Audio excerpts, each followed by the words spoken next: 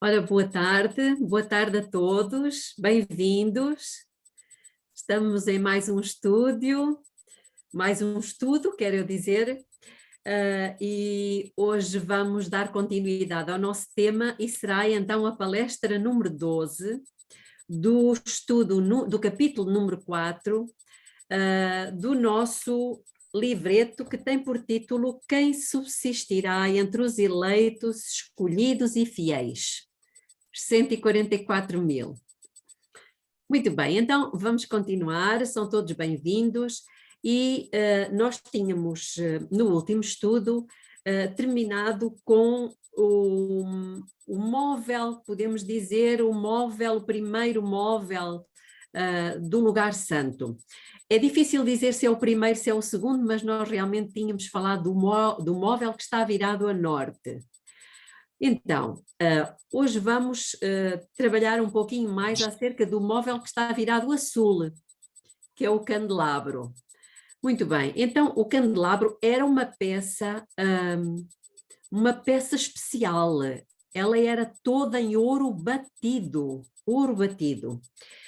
Este é o quarto ponto na nossa caminhada do santuário. Então, nesta etapa da experiência do santuário, como é que nós devemos fazer? O que é que devemos dizer a Deus? Devemos, portanto, pedir a Deus que nos conceda o seu Espírito, na proporção necessária para as atividades do dia, para você poder ministrar aos outros com os dons que Ele lhe tem dado. Diz a Bíblia em Mateus 5 que vós sois a luz do mundo, são palavras de Jesus. Assim resplandeça a vossa luz diante dos homens para que vejam as vossas boas obras e glorifiquem a vosso Pai que está nos céus. Em Testemunhos para a Igreja, volume 6, diz que todo o céu espera condutos pelos quais possa fazer fluir o óleo santo de maneira a ser alegria e bênção aos outros. Ore a cada dia pedindo a Deus para ser preenchido com o poder do Espírito Santo, de maneira que consiga propagar o fruto do Espírito. Amor, alegria, paz, longanimidade, benignidade, bondade, fé, mansidão, domínio próprio. Deus nos concede o Espírito Santo para que Ele nos guie através dos contratempos de cada dia. Se a nossa mente estiver aberta para os seus ensinamentos, Deus nos promete que, se buscarmos dele a direção, Ele guiará cada detalhe da nossa vida por meio do Espírito Santo. E em Isaías, capítulo 30, diz: Antes os teus olhos verão a todos os teus mestres e os teus ouvidos ouvirão a palavra do que está por detrás de ti, dizendo: Este é o caminho, andai nele, sem vos desviardes nem para a direita nem para a esquerda. Gostava de fazer uma pequena pausa para trabalhar um pouquinho a questão do candelabro. O candelabro é realmente uma peça, podemos dizer, uma peça-chave. Porquê? Porque estamos a falar de uma tenda. O primeiro tabernáculo era uma tenda, portanto, no deserto não havia eletricidade. E dentro do lugar santo, ele era completamente coberto, não havia hipótese de haver luz. E, portanto, o candelabro era a fonte da luz que se encontrava no lugar santo e também no lugar santíssimo. Então, se nós formos verificar, e à luz do que está nas Escrituras, quando Deus descreve o candelabro, isso encontra-se em Êxodo 25, do versículo 31 ao versículo 37, nós reparamos que o candelabro, ou no hebraico a menorá, ele era formado por uma peça só, toda ela em ouro. Temos então o pé central e depois temos 3 braços de cada lado, como se fosse uma videira. E é engraçado que é descrito em Êxodo 25 que existem, isto para fazer assim uma análise rápida, existem 3 flores em cada braço. Portanto, do lado esquerdo são 9 flores, 3 em cada braço, uma vez que cada lado tem 3 braços, e outros 3, ou seja, outros 9 do outro lado. Amêndoas, flores de amêndoas ou de amendoeira. O que é que isso quererá dizer? Houve algumas pessoas que me questionaram e perguntaram, mas então qual é o papel disto? Se nós formos ver, eu penso ter falado um pouquinho a semana, no último estudo, temos 9 flores de amendoeira de um lado, 9 do outro. E é curioso porque nós sabemos que existem 9 dons do Espírito e 9 frutos do Espírito. Nós agora não vamos ler todos, claro, mas podemos encontrar os dons, por exemplo, em 1 de Coríntios 12 e o fruto em Gálatas 5, 22 e 23. E, portanto, nós temos aqui, podemos dizer, uma vez que eram flores de amendoeira, e a flor de amendoeira tem um símbolo. Aliás, a amendoeira é um símbolo. Não sei se conhecem o símbolo da amendoeira, que significa vigia. Aquela que está vigilante e que dá o alerta. Não é por acaso que de todas as árvores, a primeira, quando ainda é inverno, a primeira a florir é precisamente a amendoeira. Portanto, ainda no inverno, a amendoeira dá o alarme, dizendo a primavera está a chegar e o inverno está a acabar. Portanto, Deus nos compara também a vigias. Nós devemos ser aqueles que dão o alerta.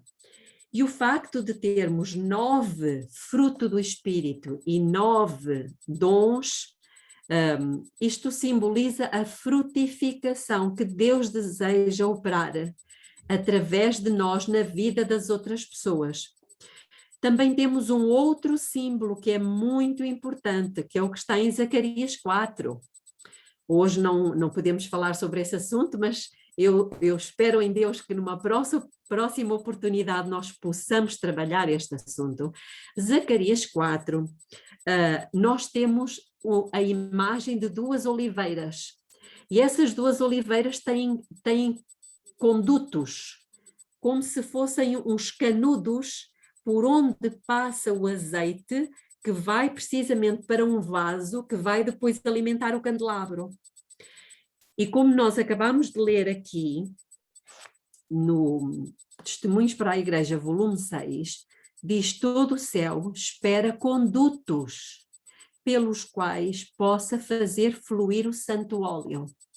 Meus amigos, esses condutos são todas aquelas pessoas que estão na presença de Deus, que passam tempo com Deus, que estão recebendo o azeite do Espírito Santo, ou seja, o conhecimento. Isto é muito importante, o conhecimento de Deus, e estão dispostos a passá-lo para os outros. Esta imagem é muito significativa. Porquê?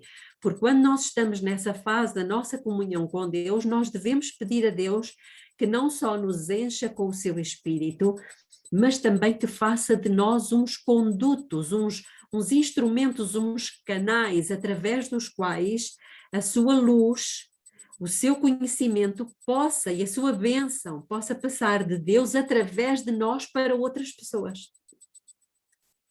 Pronto, então é bom que nós, quando estivermos no nosso momento a sós com Deus, nós tenhamos esta noção ao visualizarmos o candelabro. Também depois é interessante que em Apocalipse, por exemplo, por várias vezes é falado nos 7 Espíritos de Deus.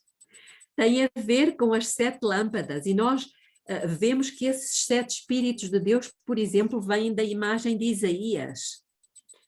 E não sei, mas talvez caiba agora nós vermos rapidamente Isaías capítulo 11, versículo 2, fala: do Espírito do Senhor, o Espírito de sabedoria, o Espírito de entendimento, o Espírito de conselho, o Espírito de poder, o Espírito de temor e o Espírito de conhecimento.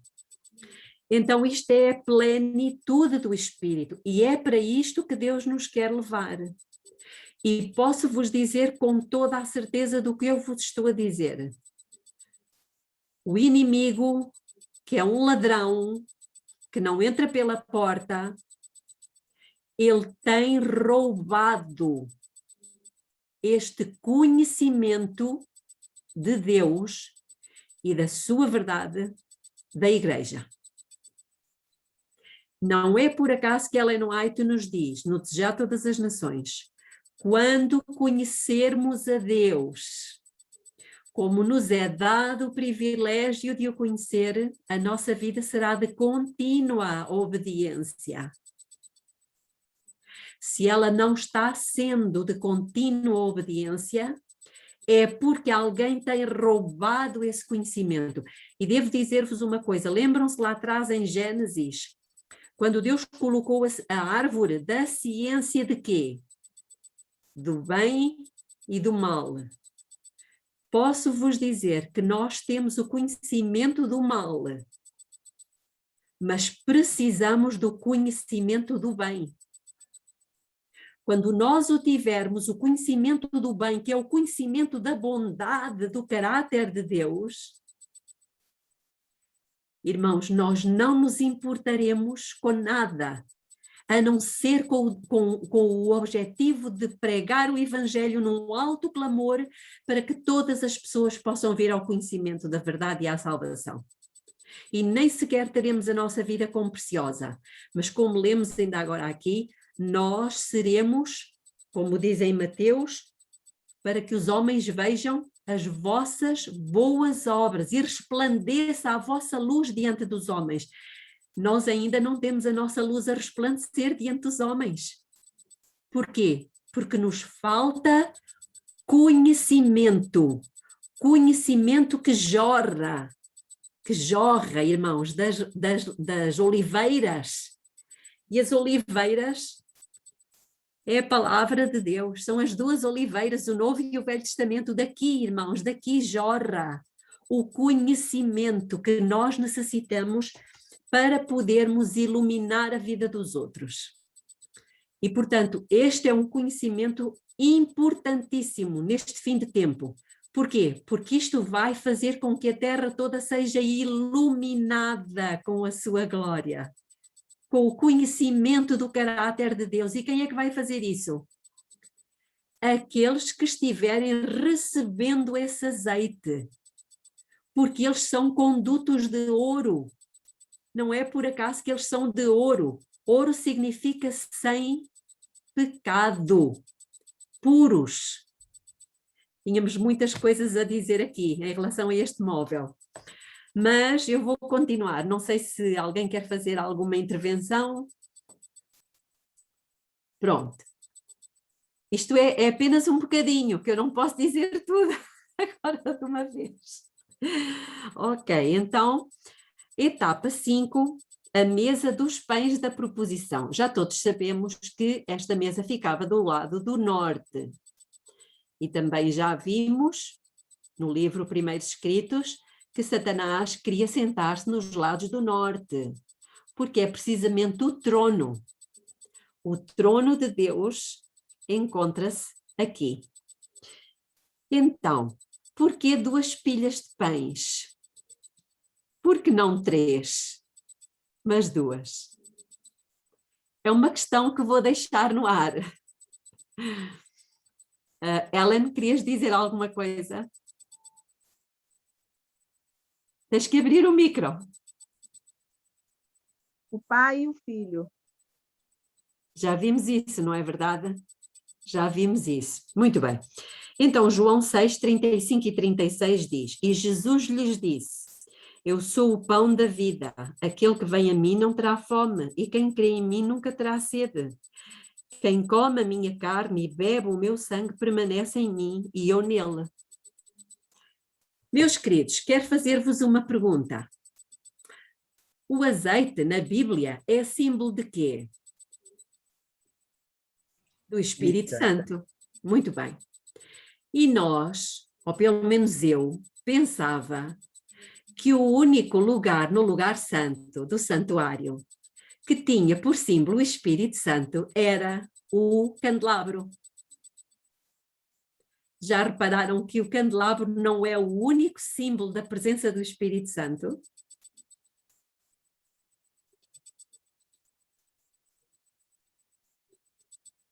É verdade. O pão também. O pão encontra-se em Êxodo 29:2 e em Levítico também. Deus diz que o pão asmo era feito apenas, irmãos queridos, escutem isto, era feito apenas com 2 ingredientes: farinha e azeite. Farinha e azeite. Isto quer dizer-nos alguma coisa. Lembram-se que Jesus disse: eu sou o pão da vida. Farinha, flor de farinha. Não vamos entrar agora aqui em muitos detalhes, mas é para nós ficarmos a pensar neste assunto, porque Deus nos quer dar mais entendimento. E digo-vos uma coisa: nós estamos a receber luz, mas a luz que Deus está derramando vai fazer uma sacudidura na igreja. Vai separar uns dos outros. Porque muitos de nós não estaremos dispostos a renunciar a preconceitos e ideias pré-concebidas. Eu repito, sem receio do que eu estou a dizer, porque tenho sustentação do espírito de profecia. A luz que Deus tem estado a derramar sobre a sua igreja e que está começando a levantar o som como uma trombeta até se transformar num alto clamor, essa luz vai chacoalhar a igreja, vai sacudi-la. E muitos de nós vão resistir a essa luz, por não estarem dispostos a renunciar a ideias pré-concebidas. Eu espero que nenhum de nós aqui esteja incluído nessa classe de pessoas. Não estou revelando tudo, porque tem que ser a pouco e pouco. Então, comer a carne e beber o sangue de Cristo e recebê-lo como Salvador pessoal, crendo que Ele perdoa os nossos pecados e nele estamos completos. É contemplando o seu amor, detendo-nos sobre ele, sorvendo-o, que nos havemos de tornar participantes da sua natureza. O que a comida é para o corpo deve ser Cristo para a alma. O alimento não nos aproveita se não o ingerirmos, a menos que se torne parte do nosso corpo. Da mesma maneira, Cristo fica sem valor para nós se o não conhecemos como Salvador pessoal. Um conhecimento teórico não nos fará bem nenhum. Precisamos alimentar-nos dele, recebê-lo no coração, de modo que a sua vida se torne a nossa vida. O seu amor, a sua graça devem ser assimilados, diz o desejar de todas as nações. Por exemplo, os irmãos lembram-se que este verso que nós lemos ainda há pouco, que é de João, capítulo 6, lembram-se o que é que aconteceu quando Jesus começou a falar sobre isto? Quando ele tinha proibido comer sangue. E agora ele aqui está a dizer: quem comer a minha carne e beber o meu sangue. O que é que isso provocou? Vamos abrir as nossas Bíblias no Evangelho de João, capítulo 6. Isto vem ao encontro, é só para ter uma pequenina prova daquilo que eu vos estava a dizer há pouco.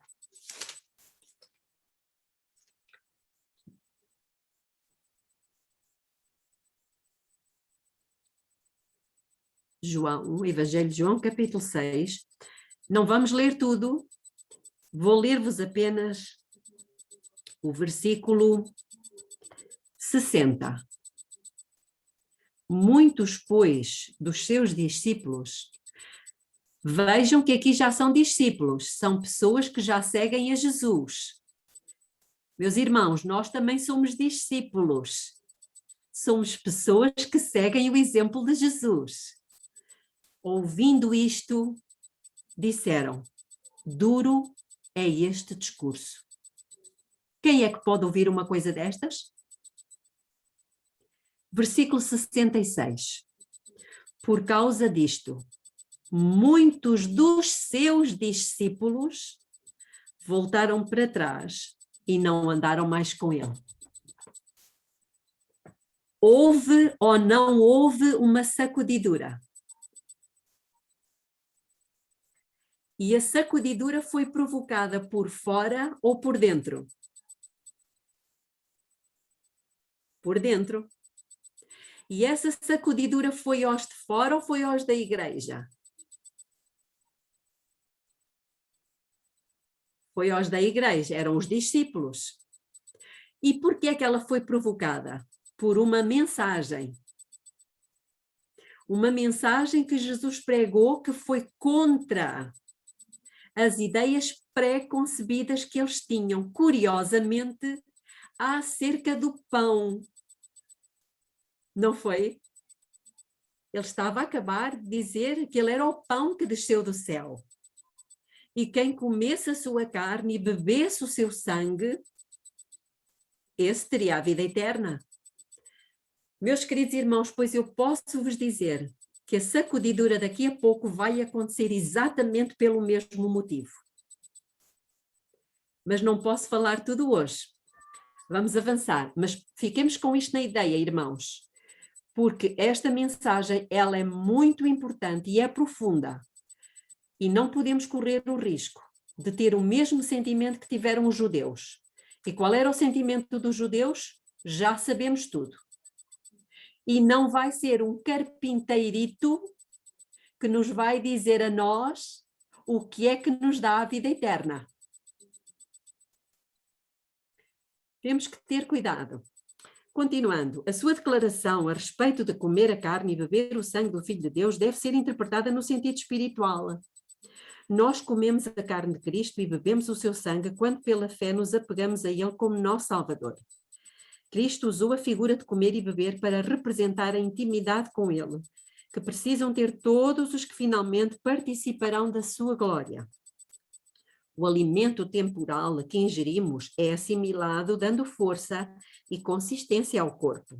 De modo semelhante, quando cremos nas palavras do Senhor Jesus e as aceitamos, elas passam a fazer parte da nossa vida espiritual, trazendo luz e paz, esperança e alegria, e fortalecendo a fé como o alimento material fortalece o corpo. Em nosso estudo da palavra de Deus, devemos dar enfoque também à vida de Cristo, conforme revelada nos Evangelhos. Precisamos nos perguntar, o que é que Jesus faria em meu lugar? E eu faço aqui um parênteses. Senhora, o que é que o Senhor comeria? A que horas é que se deitaria? O que é que veria na televisão? Como é que namoraria? Como gastaria o seu dinheiro? E o seu tempo? E as horas de lazer? O que é que o Senhor faria nessas horas? Usá-las-ia para seu proveito próprio? Para seu relaxe? Para para seu divertimento? Todas estas perguntas, meus queridos irmãos, fazem parte de um relacionamento com Deus. E eu tenho a certeza, sem medo de errar, que muito do tempo que nós usamos, Jesus não usaria dessa forma. Daí a pergunta, o que Jesus faria em meu lugar? O Espírito Santo nos ensinará como Jesus lidava com situações específicas que ele enfrentou enquanto esteve na Terra. Podemos aprender com ele a nos portar do mesmo modo como ele se portou. O Desejado de Todas as Nações diz, se o olhar se mantiver fixo em Jesus, a obra do Espírito não cessa, até que a alma esteja conforme a sua imagem. Aqui é que está o problema. Se o olhar se mantiver fixo em Jesus. Só que às vezes o olhar desvia-se. Desvia-se para outras coisas. Desvia-se para jogos, desvia-se para mulheres, para carros, para casas. Desvia-se enfim, desvia-se para muitos lados. Então, quando ele se desvia, a obra do Espírito Santo, o que é que lhe acontece? Cessa. Cessa. No livro Conselhos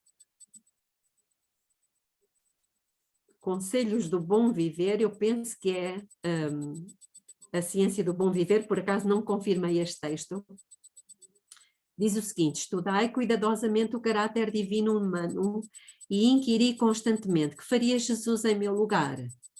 Esta deve ser a medida do nosso dever. Por meio da fé em Cristo, toda a deficiência de caráter pode ser suprida. Eu vou repetir.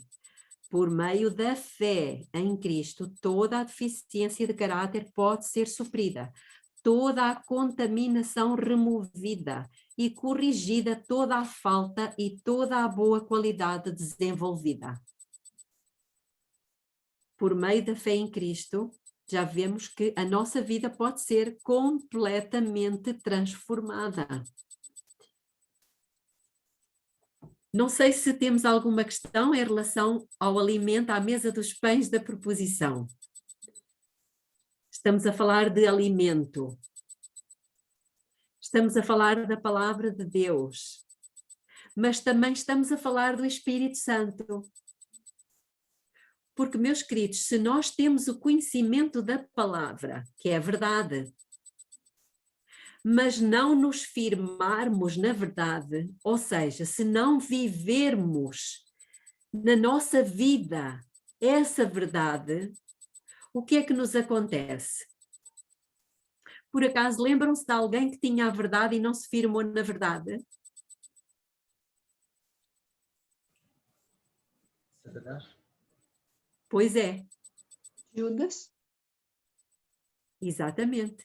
Então, meus irmãos, o que Deus nos está a dizer é que o conhecimento em si só não é suficiente.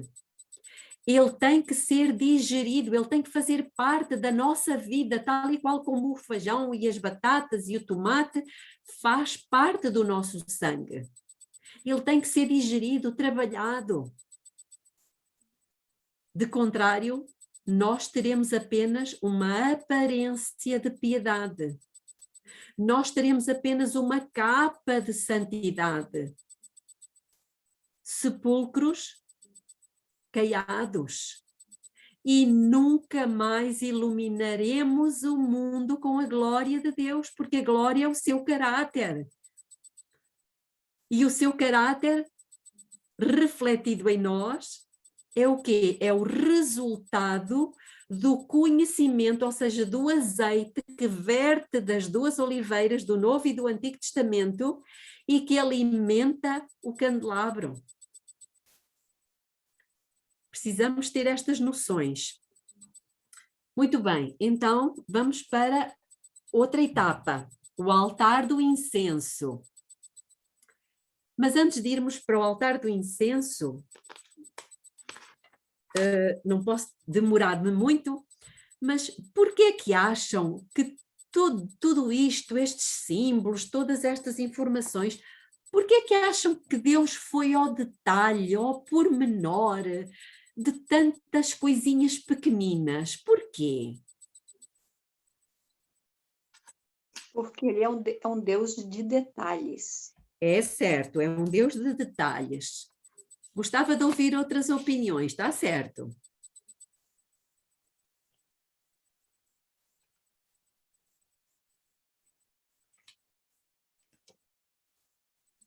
Bom, uma vez que estão todos a falar ao mesmo tempo, eu vou ler-vos aqui neste livrinho, Cristo em seu Santuário, que é um livro precioso. Então diz aqui assim, na página 93, toda esta cerimónia tinha por fim impressionar os israelitas com a santidade de Deus e o seu horror ao pecado. aquele pecado, sabem, com que nós lidamos todos os dias e que já nos habituamos, aquela ira, aquele mau gênio, aquele egoísmo, aquele orgulho, aquela justiça própria, sabem, conhecem aqueles pecadinhos. Pois é, Deus queria com o santuário impressionar-nos com a santidade de Deus e o seu horror ao pecado. E demais mostrar-lhes que não poderiam entrar em contacto com o pecado sem se poluir, sem se contaminar. Não é por acaso, meus queridos, que os pães com que eram, ou melhor, a farinha com que eram feitos os pães da proposição, era flor de farinha. Porquê que era flor de farinha? Nunca se perguntaram. Estão a ver, meus queridos, é que nós temos estes detalhes e por vezes eles escapam-nos, o significado deles, mas Deus tinha um significado. A flor de farinha é uma farinha, ou melhor, é a farinha que nós hoje chamamos de farinha fina, porque quando o grão é moído, dentro da farinha está também o farelo. E o farelo era como se fossem impurezas. Então, a farinha tinha que ser peneirada numa peneira muito fina para retirar o farelo. Porquê? Porque aquela farinha é símbolo de Cristo. E Cristo é puro, não tem impurezas. Nem nos pensamentos, nem nos sentimentos, nem nas palavras, nem nas intenções com que fazia as coisas. E por isso aquela farinha tinha que ser fina, sem qualquer impureza. E todos estes detalhes nos mostram que Deus deseja o quê? Retirar de nós todo e qualquer pecado, qualquer impureza, seja ela de que espécie for. Porquê? Porque Ele tem horror ao pecado. Porque, irmãos, o pecado alterou todo o universo. Causou guerra no céu, causou guerra no nosso mundo, denegriu o caráter de Deus, deturpou, roubou o conhecimento do bem que nós não temos ainda, da bondade de Deus. E por isso ainda não nos entregamos completamente. Então aqui diz-nos que não poderia entrar nenhuma pessoa em contacto com o pecado sem se poluir. Exigia-se que, enquanto a obra de expiação se efetuava, cada homem afligisse a alma. Nós estamos em tempo de afligir as nossas almas, buscar de Deus saber onde é que eu estou diferente de Jesus. Todas as ocupações deviam ser postas de parte. Uau! Então quer dizer que não vamos trabalhar? Não é isso que Deus nos está a dizer. O que Ele nos está a dizer é que nenhuma ocupação deve ocupar mais tempo do que Deus. Nenhuma. Todas as ocupações deviam ser postas de parte e toda a congregação de Israel passar o dia em solene humilhação diante de Deus com oração, jejum e profundo exame de coração. Então, vamos para o outro móvel. O altar do incenso. Alguém sabe o que é que significa isto, o altar do incenso?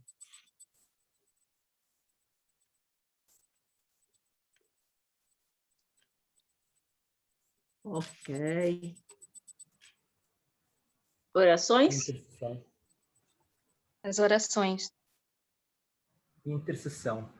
Orações, intercessão, muito bem, temos aqui alguns textos. Eu gostava que abrissem as vossas Bíblias em Apocalipse. Vamos ler 2 textos.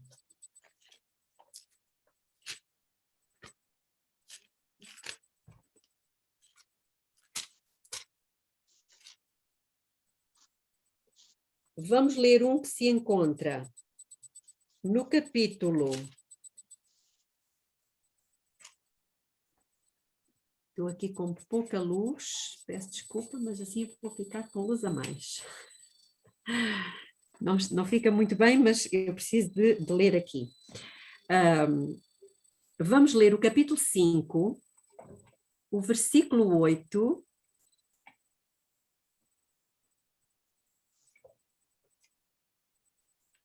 Capítulo 5, versículo 8, e diz: Logo que tomou o livro, os 4 seres viventes e os 24 anciãos prostraram-se diante do Cordeiro, tendo cada um deles uma harpa e taças de ouro cheias de incenso, que são as orações dos santos.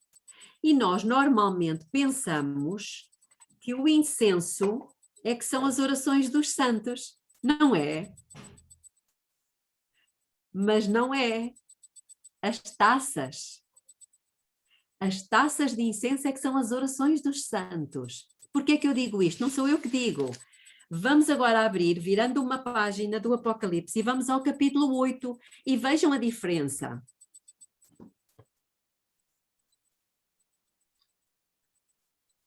Algum de vocês quer ler, por favor? 8 quê? Sim, desculpa. Capítulo 8, versículo 3. Estava só a ver aqui uma amiga minha que está conosco, fazer aqui só uma pequena parênteses. É a Lígia. Bem-vinda, Lígia. Está hoje pela primeira vez conosco. Muito obrigada, é um prazer estar aqui. Eu estou, assim, com muita fome da palavra e eu sou grata a Deus por tudo isso que tem acontecido aqui. Ok, então vamos ler capítulo 8, versículo 3. Diz: Veio outro anjo e pôs-se junto ao altar, tendo um incensário de ouro, e foi-lhe dado muito incenso. Olha o que diz agora aqui. Para que o oferecesse com o quê? Com as orações dos santos. Então significa que o incenso é as orações dos santos? Não. O incenso é para ser colocado com as orações. Então isso significa o quê, meus queridos? Santo, o Como? Espírito Santo que intercede por nós com gemidos inexprimíveis? Eu vou ler novamente aqui neste livrinho, Cristo em seu santuário, na página 33, no último parágrafo, diz o seguinte: o incenso que subia com as orações de Israel representa, estão a ver que nós não precisamos inventar, está aqui tudo, representa os méritos e intercessão de Cristo, a sua perfeita justiça. Então, por que é que Deus pode aceitar as nossas orações? Ok, primeiro, porque o Espírito Santo as faz chegar da forma que nós, por vezes, não conseguimos verbalizar corretamente, mas o Espírito, que intercede com o meu espírito, não é? Com a minha mente, ele sabe exatamente o que é que eu quero dizer, então ele faz chegar a oração da forma exata que eu quero dizer, estão a perceber? Mas o incenso que era misturado representa o quê? A justiça de Cristo. Porque, irmãos, as nossas orações, quer nós queiramos, quer não, elas vêm de uma fonte impura. Não é verdade? Elas vêm de uma fonte impura que somos nós. Se elas não forem salpicadas com a justiça de Cristo, acham que Deus o Pai as pode aceitar? Nunca. Por isso, o Senhor diz que a justiça de Cristo não é uma capa para cobrir pecados não confessados e não abandonados. Por quê? Porque Deus nos quer, lembram-se de 2 Coríntios? 2 Coríntios 5:21, o que é que diz lá? Deus o fez pecado por nós para que nós fôssemos quê? fôssemos feitos justiça. De Deus. Exatamente. E, portanto, o que nós temos que perceber é que não basta colocar uma capa. Nós precisamos ser feitos justiça. Por isso é que Jesus teve que morrer. Deus o fez pecado por nós, para nos garantir que Ele vai nos fazer justiça de Deus. Não é que nós sejamos justos, mas Ele vai nos conseguir transformar de maneira a sermos justiça de Deus. Então, cada vez que estivermos a orar, lembrem-se, as nossas orações sobem, e como fumo, não é? E são aceites por Deus como um cheiro suave, porque elas vão salpicadas com a justiça de Cristo só. Por isso é que Deus as pode aceitar. E por isso nós temos que nos despir completamente da nossa justiça própria, irmãos. E nós ainda temos muita justiça própria. Não sei se há alguma dúvida. Então eu vou ler. Anjos ministradores aguardam ao pé do trono para obedecerem instantaneamente ao mando de Jesus Cristo no responder a toda oração feita em sinceridade com fé viva. O altar do incenso era o local de comunicação entre Deus e o seu povo. Através de Cristo, cada filho de Deus pode chegar-se com confiança ao trono da graça para alcançar misericórdia e encontrar graça. A esta altura da nossa experiência, no santuário, nós já fomos purificados pelo sangue de Jesus. Lembram-se quando é que fomos purificados? Na cruz. Na cruz e na pia. Não é verdade? Purificação, na pia. Cobertos por sua justiça. Lembram-se quando é que fomos cobertos com a sua justiça? Exatamente. Fomos preenchidos pelo Espírito. Já estamos no santo. Quando é que isso acontece? Candelabro. E fortalecidos pela palavra. Onde é que foi isto? Na mesa dos pães, a palavra, nem só de pão viverá o homem, mas de toda a palavra. Portanto, quando Deus nos traz a sua palavra à nossa mente, quando estamos em oração, agora poderemos oferecer as nossas orações intercessoras diante do Senhor em prol de quem? De nós mesmos e dos nossos entes queridos, com a certeza de que elas serão atendidas de acordo com a sua vontade e a seu tempo. E diz-nos em Mensagens Escolhidas, volume 1, precisamos ser cobreiros de Cristo. Se quisermos ver coroados de êxitos os nossos esforços, importa chorar, como ele chorou por aqueles que não choram por si mesmos, e interceder como ele intercedia pelos que, por si próprios, não intercedem. Infelizmente, eu tenho ouvido algumas pessoas, até filhos de pastores, dizerem que quando as pessoas estão apostatadas e estão em pecado, não vale a pena orar por elas. Irmãos, eu encontrei uma citação do Espírito de Profecia que diz que Jesus intercede pelos apostatados e pelos que estão a rejeitar a luz. Então, se Cristo faz, quem sou eu para não o fazer? Lembrem-se que Deus diz que nós somos nação sacerdotal. E qual é uma das funções do sacerdócio? Interceder pelos outros. Lembrem-se, quando nós estamos a interceder pelos outros, para a cura dos outros, nós próprios somos curados. É impressionante. Vamos continuar no último passo. A Arca da Aliança. Ou a Arca da Face. Não, desculpem. A Arca da Face não, a mesa era que era a mesa da face. Muito bem.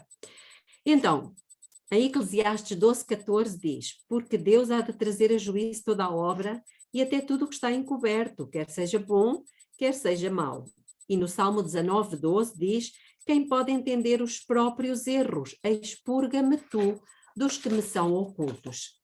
A arca, como nós sabemos, está no lugar santíssimo. E é o único móvel do lugar santíssimo. Mas, curiosamente, a arca representa quando nós somos colocados face a face com a lei de Deus. Mas a lei de Deus não está à vista. Como é que ela está? Podem abrir os vossos micros. Está dentro da arca, E está à vista ou está tapada? tapada.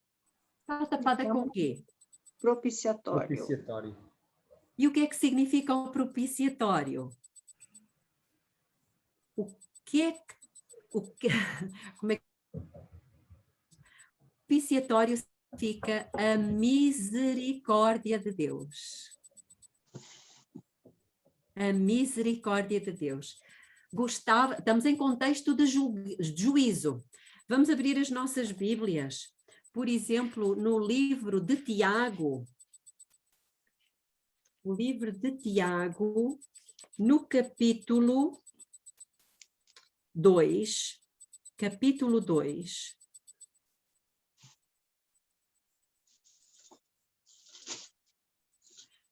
Vamos ler o versículo 12, primeiro o versículo 12 e depois o 13. E o 12 diz assim: falai de tal maneira, e de tal maneira procedei, como havendo de ser julgados pela lei da liberdade. Aqui temos as tábuas. Todos nós teremos um dia que estar face a face com a lei da liberdade. Mas reparem o que é que diz o versículo 13. Porque o juízo será sem misericórdia, ou seja, sem tampa, para aquele que não usou de misericórdia. E eu pergunto, quem é que pode estar face a face com a lei sem ser com a intercessão da misericórdia? Sem ser com ninguém. Então, o propiciatório significa a misericórdia de Deus, irmãos. Jesus Cristo é aquele que se interpõe entre a lei e nós, entre Deus e nós. Que maravilhoso. Não é maravilhoso isto? Nós devemos tudo a Cristo, tudo o que temos, tudo o que somos. Como é que às vezes ainda conseguimos ser tão orgulhosos, tão cheios de nós, tão presunçosos? Bom, nesta etapa da nossa experiência no santuário, precisamos orar fervorosamente para que Deus nos mostre qualquer área em nossa vida que não esteja em harmonia com Ele. Quando confessamos essas áreas, Jesus então pode nos cobrir com o seu sangue e nos purificar de toda a injustiça. A seguir, pedimos a Deus que Ele escreva a sua lei no nosso coração e em nossa mente. Isto é justificação pela fé, conforme aplicada no lugar santíssimo. Porque esta é a aliança que, depois daqueles dias, farei com a casa de Israel, diz o Senhor. Porei as minhas leis no seu entendimento. Olhem aqui a nossa mente, o nosso espírito, no seu entendimento, e em seu coração as escreverei. Eu lhes serei por Deus e eles me serão por povo. Hebreus 8:10. E ali virei a ti e falarei contigo de cima do propiciatório. Irmãos, se não fosse a misericórdia de Deus, ou seja, a intercessão de Jesus, nós não tínhamos hipótese de que Deus se comunicasse conosco.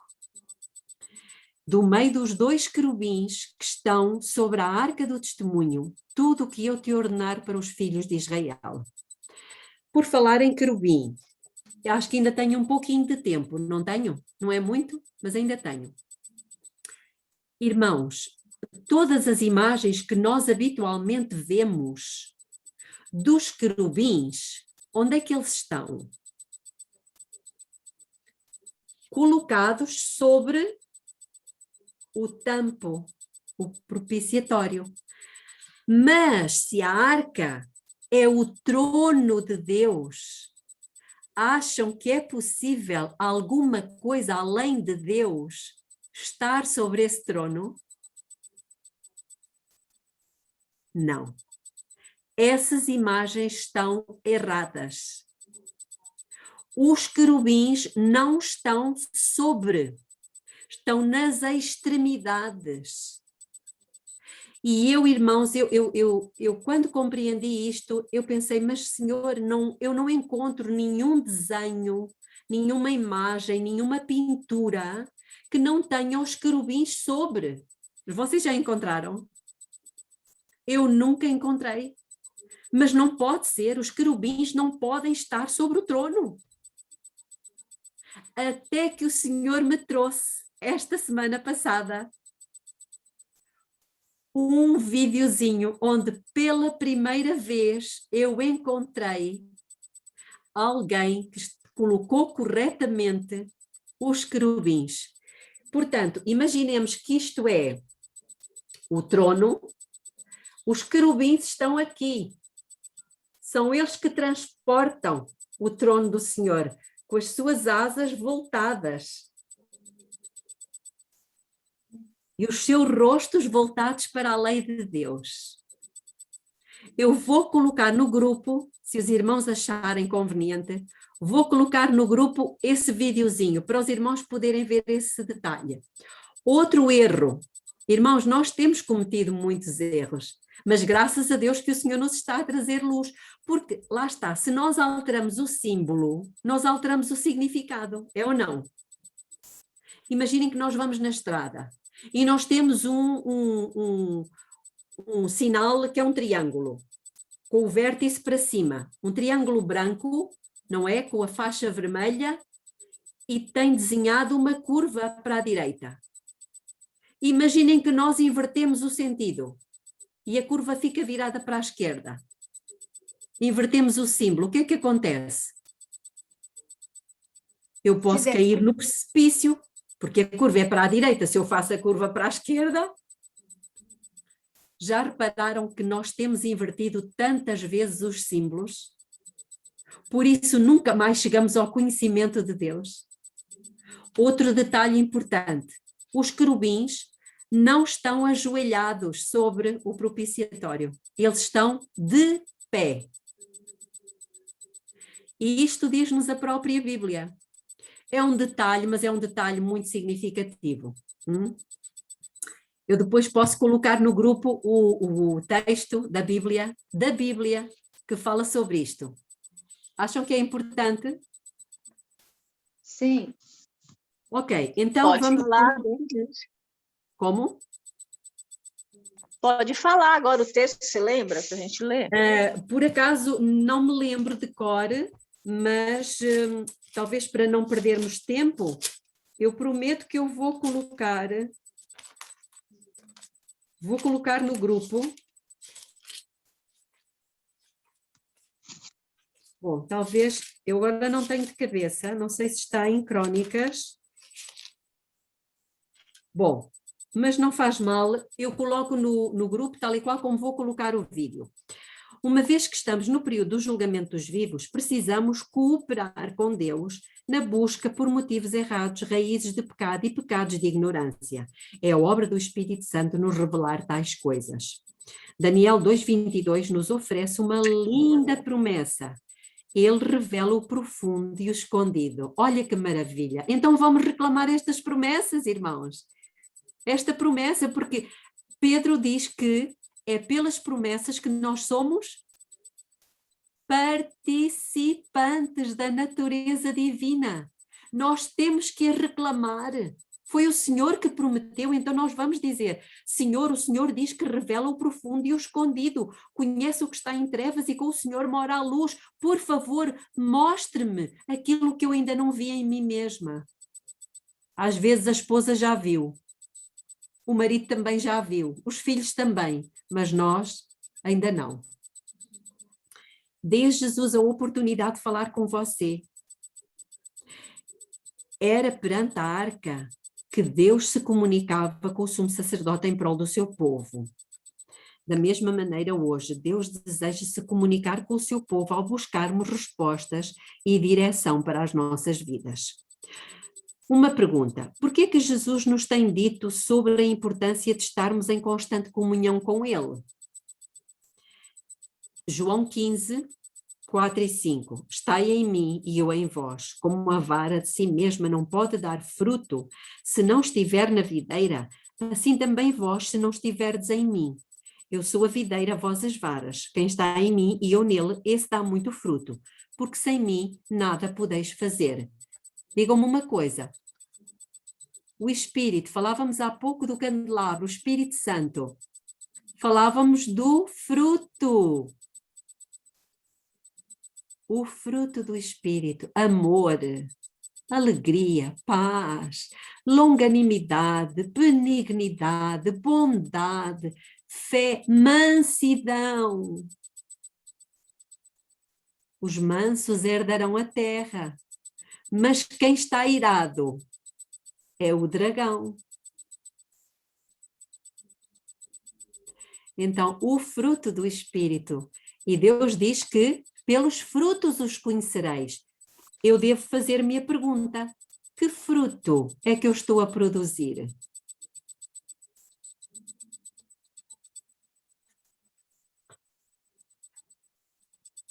O santuário foi especialmente desenhado por Deus para possibilitar a nossa comunhão com Ele, a fim de aprendermos o caminho da salvação. Ou nós nos conectamos com um Deus santo, ou nos conectamos com o pai das mentiras. Não há outras escolhas. Outra pergunta: qual será o resultado final desse processo de limpeza, ou seja, de purificação? Apocalipse 19, 7 e 8 diz-nos: regozijemo-nos e alegremo-nos e demos-lhe glória, porque vindas são as bodas do Cordeiro e já a sua esposa se aprontou. Como é que ela se aprontou? Foi-lhe dado que se vestisse de linho fino, puro e resplandecente, porque o linho fino são as justiças dos santos. Lembram-se de 2 Coríntios 5, 21? Ele o fez pecado por nós para que nós fôssemos feitos justiça de Deus.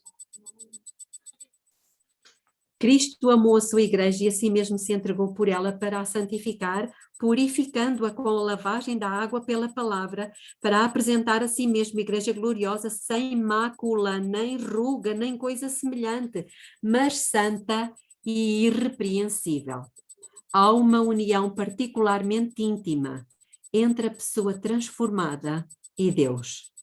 É impossível encontrar palavras para descrever esta união. É um tesouro que ao verdadeiro crente vale infinitamente mais do que ouro ou prata.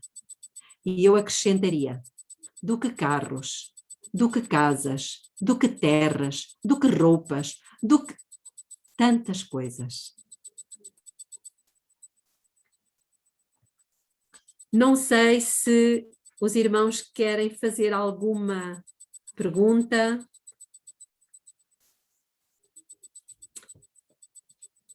Está tudo tão silencioso.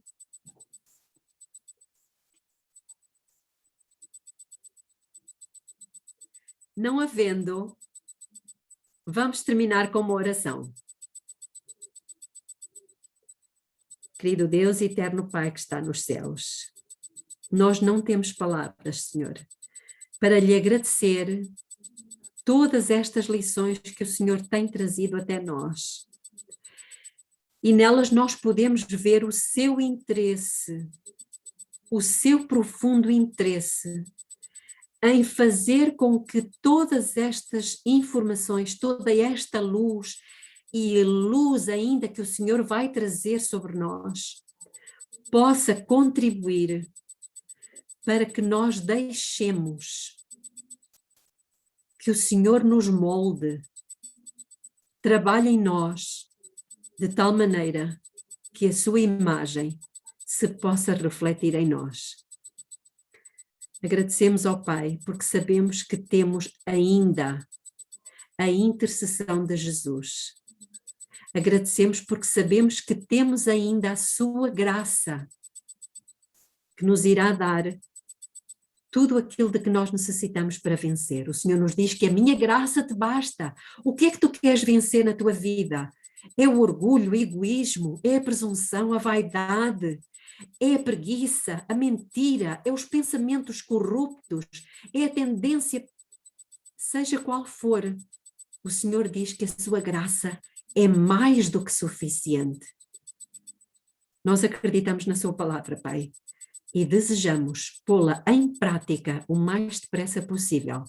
Conceda-nos o seu Espírito, conceda-nos o entendimento que precisamos e que tem bloqueado em muito nós chegarmos à plenitude do conhecimento de Cristo. Que o Senhor nos abençoe, que nos ajude a refletir sobre isto e que a luz continue a ser derramada sobre nós e sobre as nossas famílias. É o que eu lhe peço humildemente em nome de Jesus. Amém.